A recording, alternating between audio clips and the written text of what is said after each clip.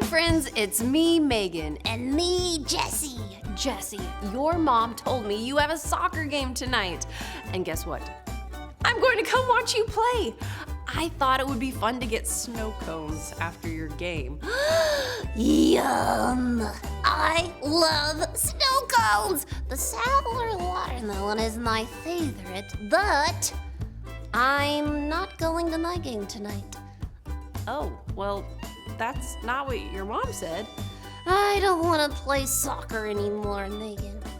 Why is that, Jessie? It's just too hard. All the other kids are faster than me, and when I do get to kick the ball, I sometimes miss it and fall down. I've never even made a goal. Oh, well, Jessie, it sounds like you need to just keep practicing. That's how you get stronger and better.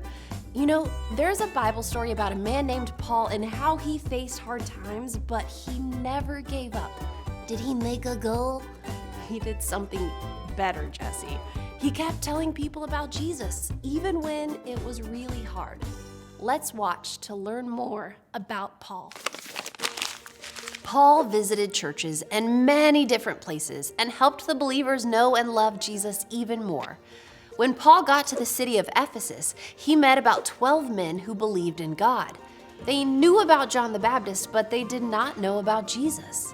So Paul told them about Jesus.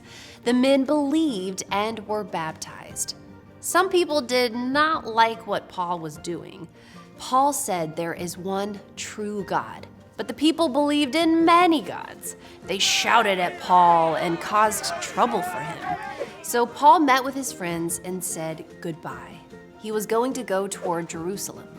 One night, Paul met with a group of men to eat the Lord's Supper. Paul talked to the group until midnight. While Paul talked, a young man named Eutychus sat in the window. He listened to Paul and got very sleepy. Eutychus fell asleep and he fell right out the window, 3 stories down to the ground. Eutychus was dead, but Paul went to him and put his arms around him, and Eutychus came back to life. "Don't worry," Paul said. "He is alive now." The believers took Eutychus home, and they were very glad.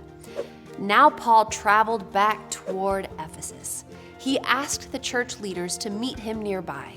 Paul told them that God wanted him to go to the city of Jerusalem. "I do not know what will happen there," Paul said, "but I know there will be trouble. I will be put in prison." But this did not stop Paul. He knew that the most important thing was not having an easy life. The most important thing was to do the work God had for him.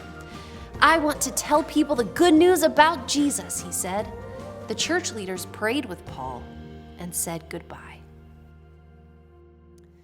As Paul traveled, he told as many people as he could about Jesus. God changed people's hearts, and the church grew.